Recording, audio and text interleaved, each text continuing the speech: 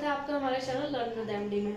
चूँकि आपको पता है हम मेंस के जो यूपीपीसीएस मेंस है उसके जो जीएस का सिलेबस है उस पर हम सिलेबस पे बहुत गहराई से बात कर रहे हैं। ऐसे पहले की वीडियो में हमने जीएस पेपर फर्स्ट की बात की थी, आप लोग को बहुत अच्छा लगा, आप लोगों ने बहुत सकारात्मक अपने कमेंट्स किए। तो उसी क्रम में हम दूसरा जीएस 2 पेपर का एनालिसिस कर रहे हैं, सिलेबस का भी। उसके बाद हमने कहा था चारों हो जाने के बाद हम सिलेबस के टॉपिक का एनालिसिस करेंगे, तो सारी चीजें क्रम से चलाएंगे। तो आज हम जीएस 2 का एनालिसिस कर रहे हैं। आपको मैं बता दूं ये हम इसलिए कर रहे हैं, जो पीसेस का बेमतलब का हुआ बना हुआ है ना कि पीसेस बहुत कठिन क्या है, बच्चों को समझ में नहीं आता मेंस करना कैसे है। तो वही सबसे पहले सिलेबस समझिए। तो मैं सिलेबस को डिस्कस करा रही हूँ। आप जब देखेंगे तो आपको खुद जनरली लगेगा कि हाँ यही तो चीजें हैं, यही तो हमें चाहिए थी, यही तो इतनी आसान है, फिर भी हमने इसको बेमतलब इतना कठिन मान रखा है। तो उसी क्रम में हम अपना जीएस का जो सेकंड पेपर है वो हम एनालिसिस करने जा रहे हैं। ठीक है, जो पहली बार मुझे देख रहे हैं वो मेरे पहली वीडियो के जीएस पेपर फर्स्ट का भी एनालिसिस देख लेंगे, तो आपको धीरे धीरे यूपी पीसीएस का सिलेबस मेंस का है वो समझ में आने लग जाएगा, और इतने अच्छे से समझ में आने लग जाएगा कि आप उसमें अपने आप को कहते हैं ना, आप उसको अपने मतलब बहुत आप कॉन्फिडेंट फील करेंगे कि हाँ अब तो मुझे यूपी पीसीएस मेंस का सिलेबस बहुत अच्छे से समझ में आ गया। जब सिलेबस समझ पाएंगे तभी आप पढ़ पाएंगे। आप लोग क्या करते हैं, आप पढ़ने बैठ जाते हैं, आप सिलेबस बहुत कम देखते हैं और देखते हैं एक नजर, जबकि आपका ज्यादा से ज्यादा वर्क 40-50% आपका वर्क भी नहीं होता सिलेबस पे। तो आप अपने सिलेबस पे पहले पूरी तरीके से काम करें। पीसीएस की चीजों को, मेंस को, प्री को बहुत आसान बनाने की दिशा में ही मैं सारे काम कर रही हूँ। अपने चैनल पे जाके बाकी की वीडियो देख सकते हैं जो आपके मतलब की हो, देखें। ठीक है, तो उसी क्रम में हम अपना सेकंड पेपर जो है ना, उसको डिस्कस करने जा रहे हैं कि एग्जैक्टली सेकंड पेपर में आता क्या क्या है ना। आपको फिर ये चीजें बड़ी आसान लगने लग जाएंगी जिस दिन आपका सिलेबस डिस्कस हो जाएगा।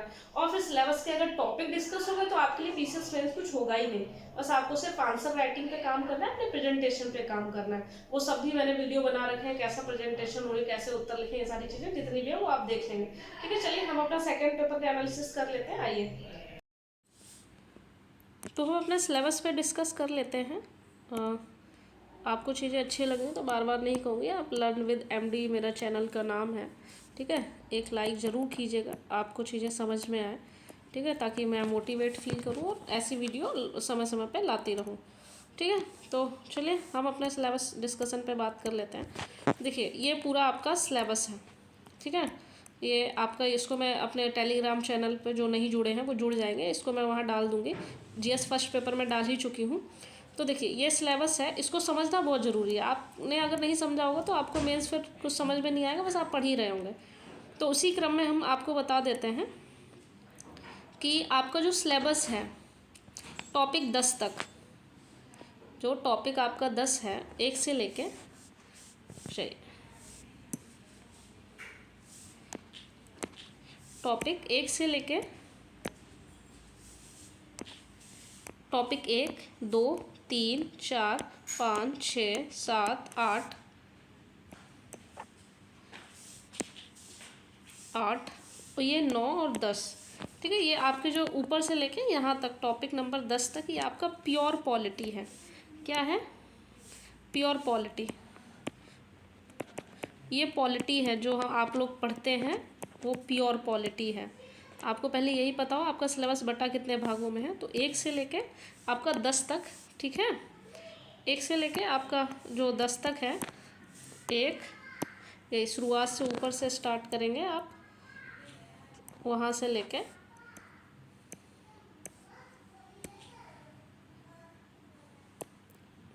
10 तक आपका ये प्योर पॉलिटी हो गया। उसके बाद 11 जो है ये थोड़ा सा गवर्नेंस का कह सकते हैं, थोड़ा बहुत की सरकारी नीतियाँ, इस पर हम बाद में बात करेंगे। सरकारी नीतियाँ हो गया, विभिन्न क्षेत्रों में विकास के लिए, ये इसको भी छोड़ दीजिए, कंफ्यूज हो जाएंगे। फिर आपका जो 12 से 15 तक टॉपिक है, ये वाला जो पोर्शन है 12 से 15, इसी में है आपका सोशल जस्टिस। इसको आप ऐसे ही जैसे मैं करा रही हूँ वैसे ही आप सिलेबस निकलवा लीजिएगा। सोसाइटी नहीं, सोशल एंड जस्टिस 12 से 15 तक।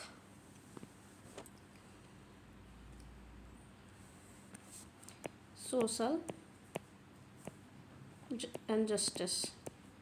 ठीक है, ये आपका सोशल जस्टिस हो गया 1, 2 3 4 टॉपिक आएंगे। उसके बाद ये वाला जो पोर्शन है 16 नंबर जो है वो सिर्फ और सिर्फ ये गवर्नेंस है आपका, जो आप पढ़ते हैं गवर्नेंस। इस गवर्नेंस में केवल इतने ही टॉपिक, अभी हम इन टॉपिकों पे भी बात करेंगे। अभी केवल समझ लीजिए कितने भागों में आपका सिलेबस बटा हुआ है। उसके बाद 17 18, उसके बाद 19 20 और 21, ये वाला जो पोर्शन है ये यूपी का है। चूँकि अब यूपी स्पेशल जुड़ गया है अलग ही पेपर, तो अब ये नहीं आता, ये हमारे मतलब का नहीं है। ठीक है, हमारा जो सिलेबस है वो 21 तक है। तो क्या आपका 16 17 18 नहीं, ये यहाँ से ये वाला जो पोर्शन है 17 18 और 19 20 और 21, ये मतलब टोटल जो 5 टॉपिक हैं वो आपके हैं इंटरनेशनल रिलेशन। ठीक है, IR जिसको कहते हैं आप लोग, IR में बटा हुआ है। ठीक है, तो इतनी समझ में है कि आपका जो सिलेबस है वो कितने भागों में बटा हुआ है। आपका जो सिलेबस है जो सेकंड पेपर है, तो आपको अब समझ में आ जाना चाहिए। आपका जो सिलेबस है वो पॉलिटी में बटा है। पॉलिटी के बाद आपका बटा हुआ है सोशल एंड जस्टिस। उसके बाद आपका बटा हुआ है गवर्नेंस, और फिर आपका बटा हुआ है इंटरनेशनल रिलेशन जिसको आप IR कहते हैं। टोटल 4 भागों में बटा हुआ है। अब एक एक करके हम समझेंगे कि पॉलिटी में कौन कौन से टॉपिक पढ़ना है, सोशल एंड जस्टिस में क्या पढ़ना है, गवर्नेंस में क्या पढ़ना है, IR में। ठीक है, चलिए आइए देख लेते हैं। देखिए, सबसे पहला जो है वो है भारतीय संविधान में आपको ये जो टॉपिक है ऐतिहासिक आधार और विकास, ये वही भारतीय संविधान कैसे बना, उस क्रम में हम आप बहुत सारे अधिनियम पढ़ते हैं। 1773 से शुरू होता है रेगुलेटिंग एक्ट तक, फिर 1935 और 1947 तक के जो अधिनियम है वो पढ़ते हैं। यही आपका जो है संवैधानिक विकास है, या यही आपका ऐतिहासिक आधार है भारतीय संविधान का। ठीक है, तो एक ये टॉपिक हो गया। नेक्स्ट फिर आपसे पूछेगा कि संविधान की विशेषता क्या है। तो भाई संविधान की विशेषता है, जैसे संविधान विश्व का सबसे लंबा मतलब बड़ा संविधान है ना, हमारे यहाँ पे स्वतंत्र न्यायपालिका, बहुत सारी विशेषताएं आप पढ़ते रहते हैं। ठीक है, वो सारी चीज़ें। फिर महत्वपूर्ण संशोधन हो गया, संशोधन आपका हो गया, जैसे बहुत संशोधन करके बात की जाए तो करंट में अगर कोई है संशोधन हुआ है तो वही पूछता है, बहुत ज़्यादा नहीं पूछता, संशोधन बहुत ज़्यादा नहीं है। ठीक है, 10 मुश्किल से अगर आप देखें, अगर पुराने लेके चले तो 5-6 होते हैं जो हमें लेके चल रहे हैं। वही प्रमुख प्रावधान जो अगर करंट में हुए होते हैं, या फिर मान लीजिए जो आपके अधिनियम होते हैं, जैसे मान लीजिए 1909 ही पूछ लिया, ये भी एक तरीके से प्रावधान है। तो ये सारी चीज़ें। फिर आधारभूत संरचना, संविधान की आधारभूत संरचना क्या है, तो इसमें आप बहुत सारी चीज़ें पढ़ते हैं, है ना, कि आधारभूत ढांचा जब से दिया था तो उसमें बताया था कि आधारभूत संरचना ये होगी, है ना, जैसे मौलिक अधिकार हो गई, ये आधारभूत ढांचा, संघीय व्यवस्था, आधारभूत आपकी संरचना, ये सारी चीज़ें। ठीक है, ये सब हो गया। और उसके बाद संविधान का जो आधारभूत ढांचा है उसमें सुप्रीम कोर्ट की क्या भूमिका है, मतलब आप ये आधारभूत संरचना प्लस सुप्रीम कोर्ट, क्योंकि भाई आधारभूत संरचना बताती कौन है, सुप्रीम कोर्ट, तो इसकी क्या भूमिका है। इस संदर्भ में बहुत सारे केस देखते हैं, केशवानंद भारतीवाद और ये मिनर्वा मिल्स और ये सारी चीज़ें आप देखते हैं, तो वो सब पढ़ेंगे। तो पहले वाले टॉपिक में मैंने बताया ऐतिहासिक आधार जो इम्पोर्टेंट है, इम्पोर्टेंट क्या मतलब वो सीधा समझ, ऐतिहासिक आधार और विकास एक ही है लगभग, विशेषताएं, कुछ संशोधन, है ना, और वो प्रावधान उसी में आ जाएंगे, तो कोई दिक्कत नहीं है। फिर आधारभूत संरचना और उसमें SC की भूमिका। ठीक है, तो उसमें बहुत सारे केस निकल के आए, मतलब बहुत सारे का उसके 3 या 4 हैं। ठीक है, वो देख लेना है, 3-4 भी नहीं होंगे, 2 मान के चलिए। फिर नेक्स्ट टॉपिक है भैया संघ और राज्य। तो इसमें आपको बताएगा अच्छा ये संघ होता है और ये राज्य होता है। और संघ और राज्य भाई सबके अपने कार्य हैं, क्योंकि संघ के अपने कार्य हैं, राज्य के अपने कार्य हैं। संघ के मान लो कार्य क्या हुए, राज्य की देखभाल करना, राज्य के कार्य हुए संघ के निर्देशों का पालन करना। तो इस तरीके के संघ और राज्य के क्या कार्य हैं, फिर इनके क्या उत्तरदायित्व हैं, वो बहुत बड़ा टॉपिक नहीं है। ठीक है, उस पर बात कर लेंगे। ठीक है, ये खत्म हो गया। फिर संघीय ढांचा एक टॉपिक निकल के आता है, ये सबसे इम्पॉर्टेंट है, क्योंकि इसमें 2-3 टॉपिक आ जाते हैं। जैसे एक आ जाता है सहकारी संघवाद। ठीक है, सहकारी संघवाद इसी में से टॉपिक निकल के आता है। फिर इसी संघीय ढांचा का मतलब एक केंद्र पे होगा, एक राज्य पे होगा, तो ऐसे में केंद्र और राज्य की भूमिका निकल के आती है। संघीय ढांचा का मतलब क्या हुआ, केंद्र और राज्य की बात हो रही है ना, जिसमें केंद्र सशक्त होता है। तो केंद्र और राज्य निकल के आया तो केंद्र और राज्य की भूमिका की बात हो जाएगी, है ना। फिर इनके क्या चुनौतियां हैं इन दोनों की, है ना, क्या उसी से निकल के एक टॉपिक आता है सहकारी संघवाद, ये सहकारी संघवाद निकल के आता है। इनकी क्या चुनौतियां, इसके लिए क्या कर रही है ना, ये सारी चीज़ें। अब चूंकि संघीय ढांचा है तो फिर एक नया, और हमने 73वां संविधान संशोधन है, हमने स्थानीय स्तर पे भी सरकारें बनानी शुरू कर दी थी।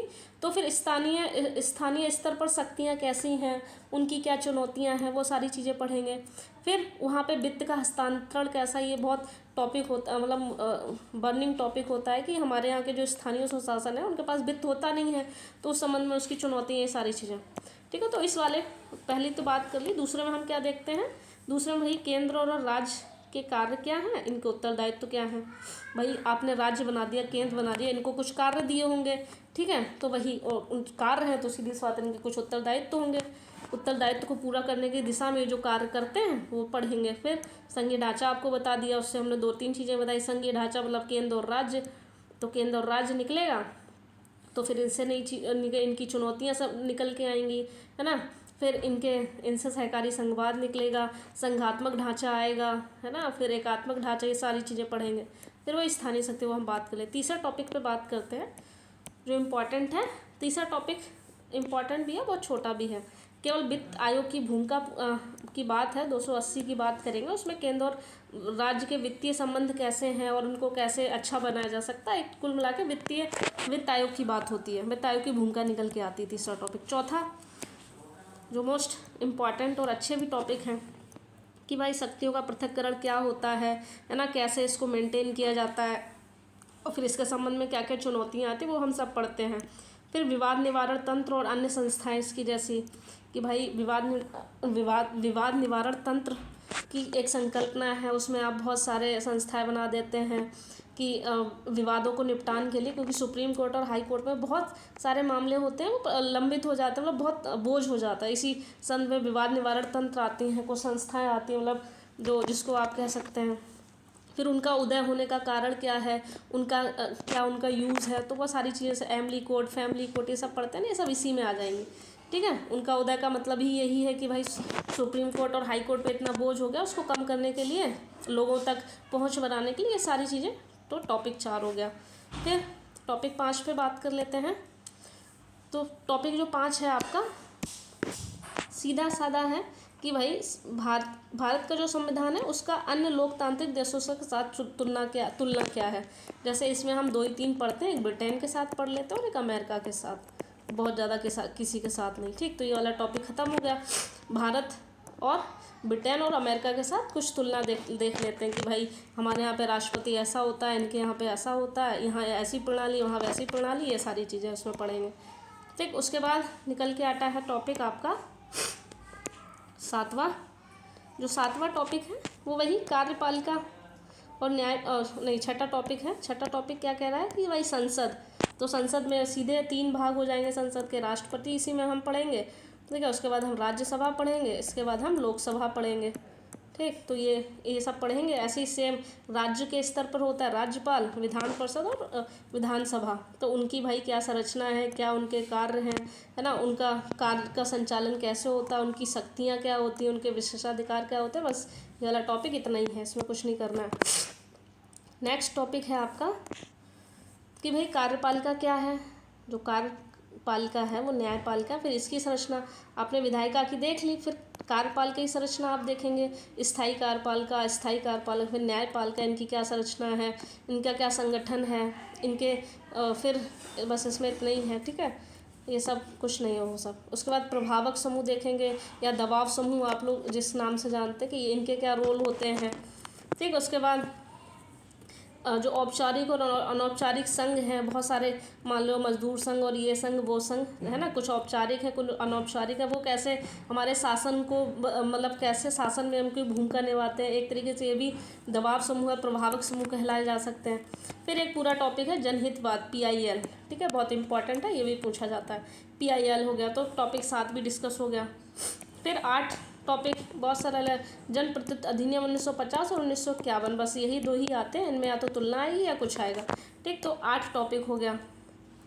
फिर 9 टॉपिक में क्या पूछता है, जितने भी संवैधानिक पद हैं उनकी नियुक्ति कौन करता है या फिर उनकी नियुक्ति कैसे होती है, मतलब उनकी संरचना के बारे में, फिर उनकी शक्तियाँ, उनके कार्य, उनके उत्तर। मान लो कैग हो गया तो कैग पूछ लेगा भाई, कैग के बारे में कैग का टिप्पणी लिखिए, या पूछ लेगा कैग के कार्यों की का समालोचनात्मक वर्णन कीजिए, है ना, या कैग के उत्तरदायित्व का वर्णन करें, इस तरीके का पूछ लेगा। वो आप पेपर देखेंगे प्रीवियस तो आपको समझ में आ जाएगा। ठीक, जितने भी संवैधानिक पद हैं, ज़्यादा नहीं, तीन या 4 हम लेके चलते हैं, बस उसी में हो जाता है। फिर नेक्स्ट जो 10 है वो क्या कह रहा है, जितने भी सांविधिक और विनियामक और अर्धन्यायिक निकाय हैं, मतलब सांविधिक जितने भी हैं तो संविधान में नहीं थे ना, बनाए गए, फिर कुछ रेगुलेटरी, जैसे मान लो आपका सेबी ये सब, मतलब वो तो चलिए उसमें हो गया, लेकिन आ सकता है विनियामक में। अर्धन्यायिक निकाय जितने भी ट्रिब्यूनल होते हैं, जैसे मान लो आपके जिसमें कुछ सदस्य जो होते हैं वो न्यायपालिका से होते हैं, कुछ हमारी आपने विधायिका से या कार्यपालिका से होते हैं। ठीक है, तो वो अर्धन्यायिक वाला हो जाएगा। फिर नीति आयोग एक पूरा टॉपिक है, नीति आयोग की विशेषताएं पूछता है, या फिर इसमें और क्या बेहतर किया जा सकता है, ये सारी चीज़ें पूछता है। फिर 11वां टॉपिक क्या है भाई, 11वें टॉपिक में ये गवर्नेंस का ही सरकारी नीतियाँ पूछी गई हैं कि सरकारी नीतियाँ और विभिन्न क्षेत्रों में विकास, सरकारी नीतियाँ कैसे विभिन्न क्षेत्र हैं उसमें उसके विकास के लिए, विभिन्न क्षेत्रों में विकास के लिए हस्तक्षेप। ये कोई बहुत विशेष टॉपिक नहीं है, तो आप इसको छोड़ भी देंगे तो चलेगा। ठीक है, तो उसमें परेशान नहीं होना है। ठीक है, जो इम्पोर्टेंट है वो मैं आपसे बात करूँगी। बस ये पूछ लेता है, सूचना संचार प्रौद्योगिकी का आजकल क्या मतलब कैसे विकास हो रहा है और ये कैसे रोल निभा रही है भारतीय राजनीति में या सरकार की नीतियों में, इसलिए गवर्नेंस का पोर्शन हो जाता है। ये गवर्नेंस को कैसे बेहतर कर रही है मतलब सूचना संचार प्रौद्योगिकी ICT। ठीक है, नेक्स्ट टॉपिक हो जाएगा, मैंने आपको बताया जो 12वां टॉपिक जो है आपका, वो यहाँ से आपका हो जाता है गवर्नेंस स्टार्ट, नहीं सोशल एंड जस्टिस स्टार्ट हो जाता है 12 से लेके आपका 15 तक। इसमें आप क्या देखेंगे, इसमें जितने भी गैर सरकारी संगठन हैं, है ना, उनकी भूमिका, फिर स्वयं सहायता समूह की क्या भूमिका है। ठीक है, टॉपिक ही है सोशल एंड जस्टिस, तो भाई सोशल में, सोसाइटी में इनकी क्या भूमिका है, गैर सरकारी संगठन जो हैं, स्वयं सहायता समूह की क्या भूमिका है, ये कैसे कमज़ोर वर्ग और ये कमज़ोर वर्गों को मुख्य धारा में लेके आते, तो हम वो पढ़ेंगे।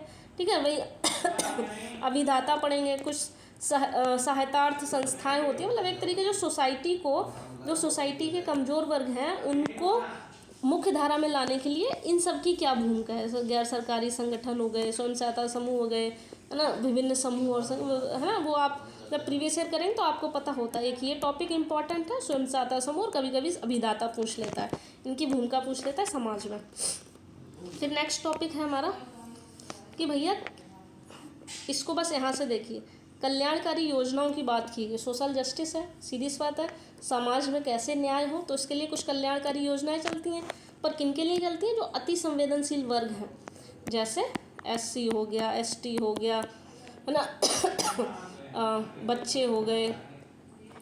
ठीक है, और बच्चे हो गए, फिर आप कह सकते हैं दिव्यांग हो गए, महिलाएं हो गई, ये बहुत अति संवेदनशील वर्ग हैं। इनके लिए कौन सी सरकारी, वो सीधा टॉपिक पूछ लेगा कि सरकार द्वारा अनुसूचित जाति जनजाति के संदर्भ में कल्याणकारी योजनाओं का वर्णन करें, ऐसे पूछ लेगा, या दिव्यांग क्या पूछ लेगा, है ना, ये सारी चीज़ें। तो एक ये पूरा टॉपिक होगा, बस यही है टॉपिक, यही समझना है। ठीक है, ठीक, फिर उनके लिए ये जो वर्ग हैं उनके लिए क्या क्या गठित तंत्र हैं, है ना, उनके लिए क्या कानून की व्यवस्था है, इनके लिए क्या संस्थान है। मान लो SC है, SC के लिए गठित तंत्र क्या है, मान लो इनके लिए इनका एक SC का जो होता है इनका अपना एक आयोग है। ठीक है, इनकी विधि है भाई, है ना, इनके लिए एक संविधान में बात की गई है, फिर संस्थान है इनके लिए, मतलब ये सारी चीज़ें देखें इन सब से रिलेटेड, ये टॉपिक भी बहुत अच्छा है।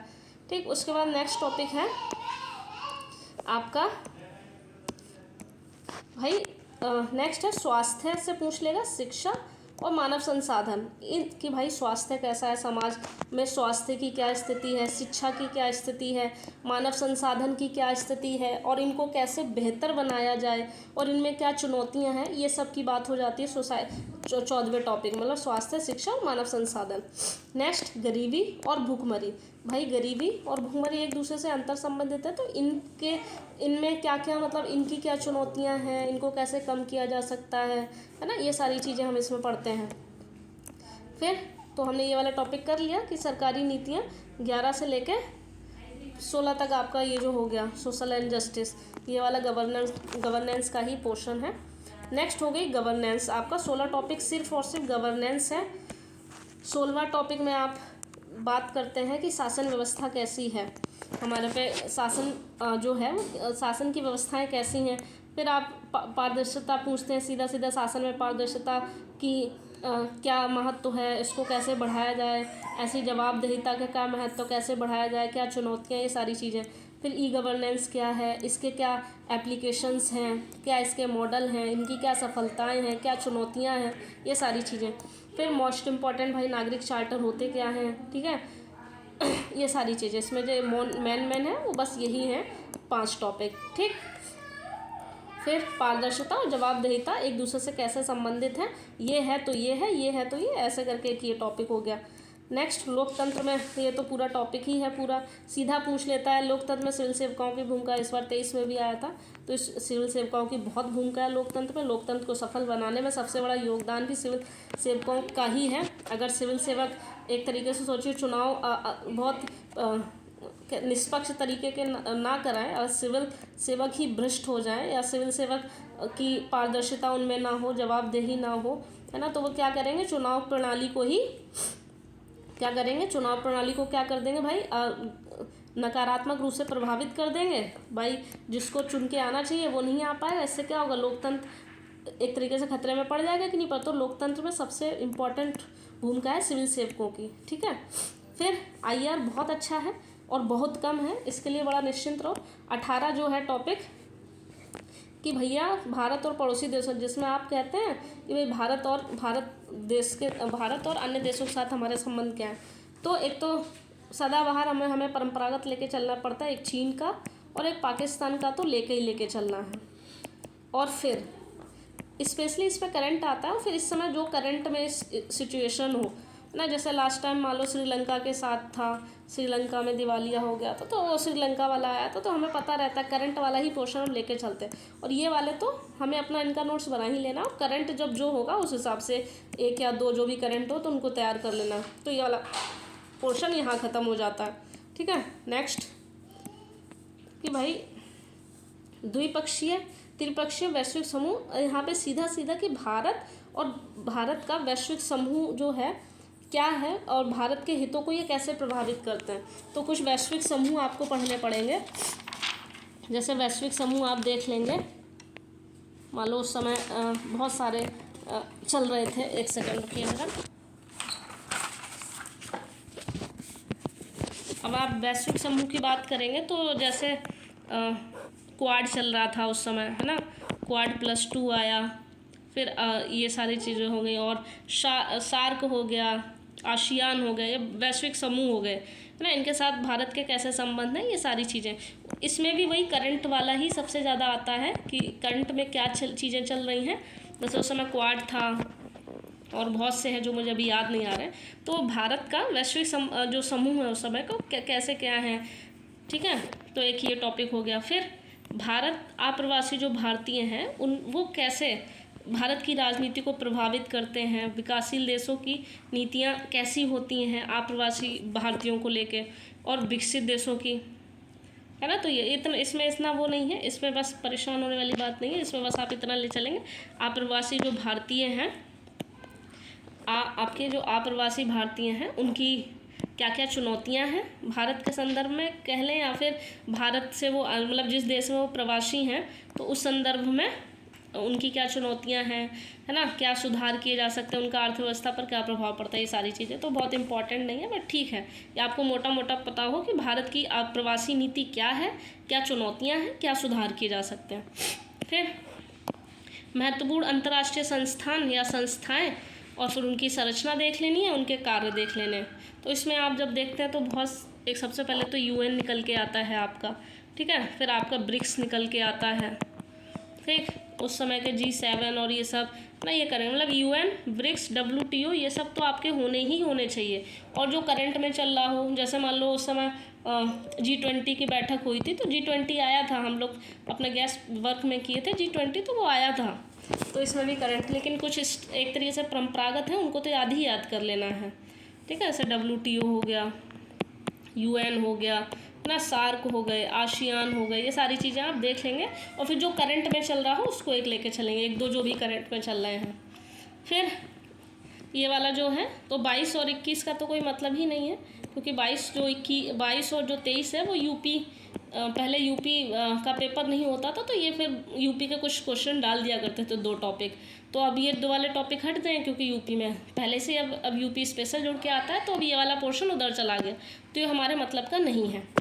तो आपको, तो ये थी पूरी एनालिसिस सेकंड पेपर की। ऐसी तरीके से आप अपना एनालिसिस करेंगे, और आप इसको, जैसे मैं टेलीग्राम से जुड़ जाएंगे, मैं ये सिलेबस वहाँ डाल दूँगा, आप इसको ऐसे ही बिल्कुल लिस्टेड कर लेंगे, ठीक है। और इसको मैंने अभी समझा है, उसके बाद फिर आप अपनी इस तरह से समझेंगे, और नहीं समझेंगे तो ये दिमाग से निकल जाएगा।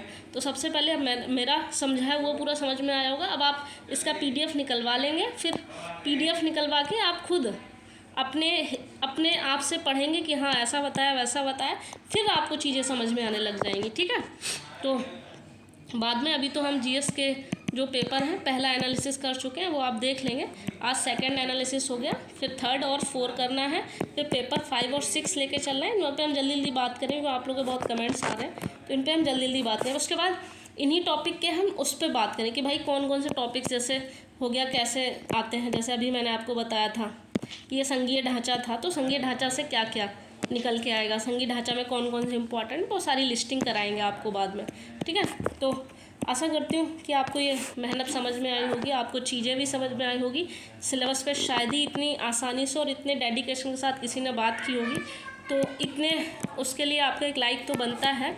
बाकी आपकी जो भी समस्याएं हैं वो आप कमेंट्स कर सकते हैं, ठीक है। बाकी आप जीवन में बहुत अच्छा करें, बहुत आगे तक जाएं, उसके लिए ढेर सारी शुभकामनाएं, और मुझे पूरी आशा है कि आप अच्छा करेंगे। वीडियो को हम यही ख़त्म करते हैं। हमसे जुड़ने के लिए बहुत बहुत आपका धन्यवाद। बाकी नेक्स्ट वीडियो में मिलते हैं। Thank you so much.